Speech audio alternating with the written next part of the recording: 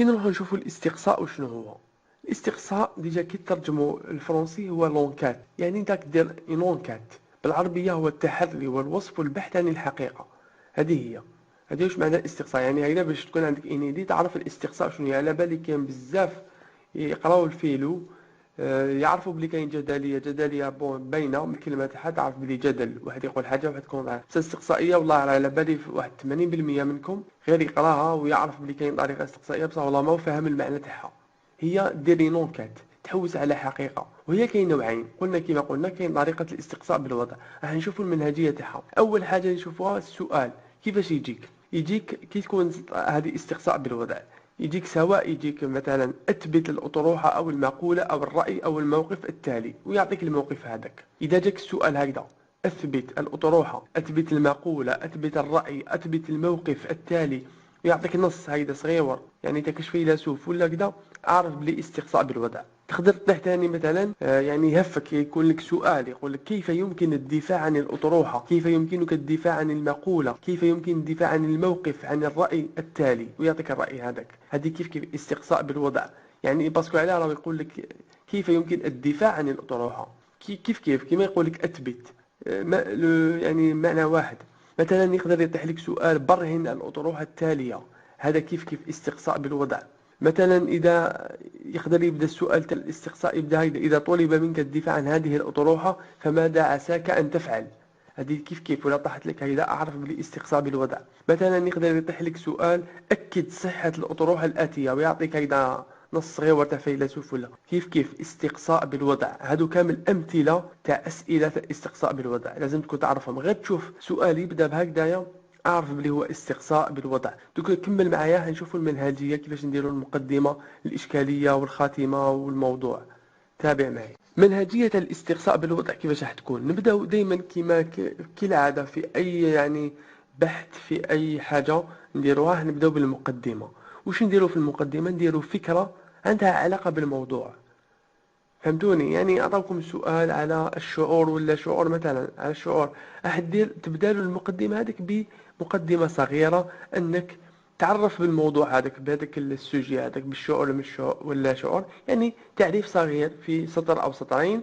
ومع ذلك تزيد هذه اللي كنت تشوفوها الان بالاحمر، هذه يعني توجور عاود كوبيها الا حبيت، يعني تقدر توجور ديرها. يعني مع الاول راح دير فكره عندها علاقه بالموضوع وتعرف بالموضوع، وما كي تكمل دير فاصله وكمل: وقد شاع تصور لدى الاتجاه بان. فهمتوا؟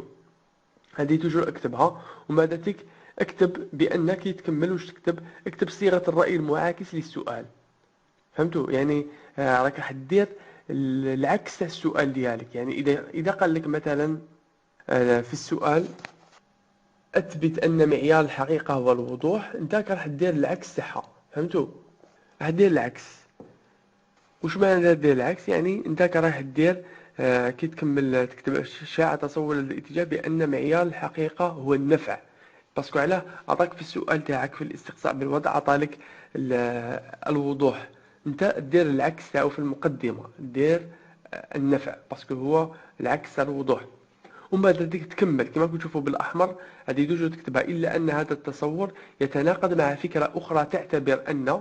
وتدير هنا صيغه الراي المطروح في السؤال. يعني راح دير معيار الحقيقه هو الوضوح على حسب السؤال تاعك. انا عطيت مثال بهدايا. وما تكمل بالاحمر هذه توجور عاود تكتبها: وهذا الطرح يبدو صحيح ووجب اثباته، فما السبيل الى ذلك، وما هي الادله والحجج التي تؤدي الى ذلك. هذه هي المنهجيه. يعني انت راح دير مع الاول فكره عندها علاقه بالموضوع. يعني في الموضوع المثال تاعنا نقولوا على الحقيقه. فهمت؟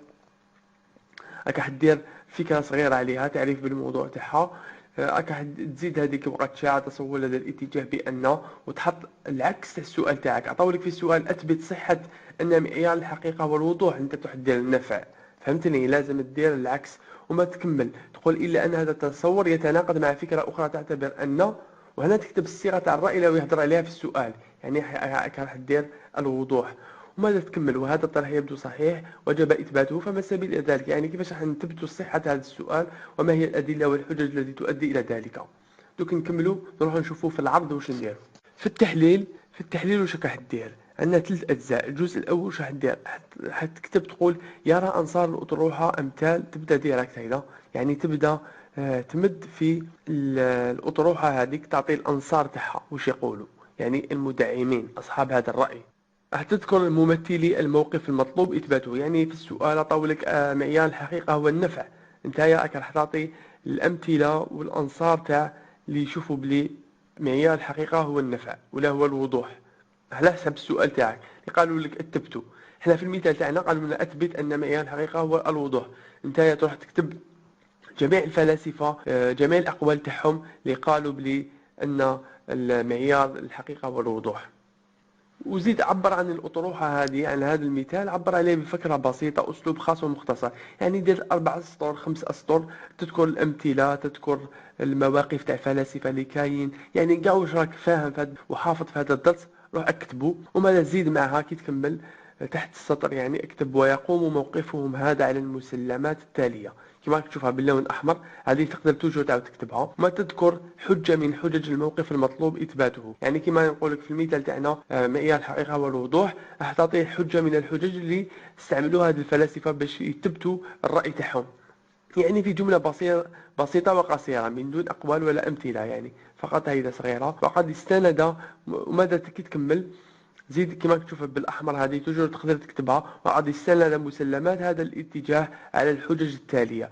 هنا تستعرض بعض الحجج للموقف المراد إثباته مع الأقوال والأمثلة. فهمتوا؟ مع الأول راح تعطي غير رأي تاعهم، وماذا تعطي بعض الحجج من دون شرح، وماذا وقد استند على المسلمات، هنا راح تشرح الأقوال وتشرح الأمثلة وتكتب كل شيء. وفي الأخير تكتب ومنه نستنتج أن صيغة الرأي المطلوب إثباته، يعني تستنتج أن، تعاود تكتب أن معيار الحقيقة هو الوضوح، يعني ديركت، يعني لحقت إلى نتيجة أن هذا الرأي صحيح.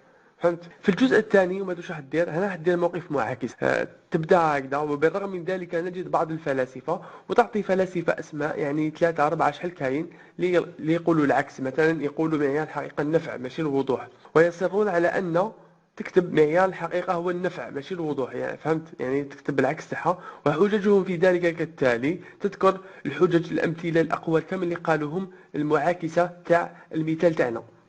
وانت مع الاخير واش راح تكتب كي تكمل دير كاع هادو تاع العكس معاكس، راك حدير كما تشوف باللون الاحمر تقدر تكتبها توجور، لكن هذه الاطروحه غير صحيحه وقد وجهت لها عده انتقادات، وراح تكتب الانتقاد اللي كاين اللي مدوه لهذا الموقف المعاكس هيدا.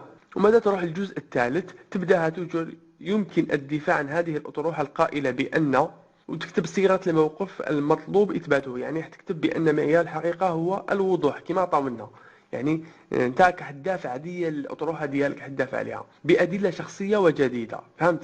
هنايا في هذا الجزء يعني راح تمد الراي الشخصي تاعك، وتذكر بعض الحجج، يعني ما ذكرتهاش مع الاول، زائد بعض الاقوال والامثله. يعني انت كي دير الجزء الاول تاعك ما ديرش كلش، يعني خلي شويه الراي الشخصي باش تكتب فيه. فهمتني؟ راك حدير اقوال من تحت امثله، اذا كاين راي الشريعه الاسلاميه، اذا كان راي شخصي تاعك، يعني المهم تزيدوا في هذا الجزء الثالث باش تثبت بصفه نهائيه الأطروحة هذه. وماذا عندنا خاتمة؟ كالعادة توجور كاين خاتمة، واش نكتبوا في الخاتمة؟ نبداوها توجور هكذا، ومنه نستنتج أن الأطروحة القائلة بأن مثلا المثال تاعنا معيار الحقيقة هو الوضوح، هذا اللي طلبوا منك تثبتوا، صحيحة يمكن الدفاع عنها والأخذ بها، وهذا طبقا للأدلة التي ذكرناها سابقا، حيث أن تعاود تكتب حجة أو حجتين من الحجج اللي كتبتهم على الأول، أو مثال أو أمثلة أو قول الفلاسفة، وخلاص كتبت الخاتمة تاعك. وهذه هي المنهجية تاع استقصاء بالوضع، سهلة مهلة. إن شاء الله تكون فهمت مليح. إذا كاين أي حاجة ما فهمتهاش عاود شوف الفيديو، يعني رجع مشاريان وعاود سمعني مليح والشرح كامل، سمعها 2 فوا 3 فوا حتى تفهم مليح. إذا كاين دائما كاين مشكل أي حاجة ما فهمتهاش اكتب لي سؤال في التعليقات وحنجاوبك.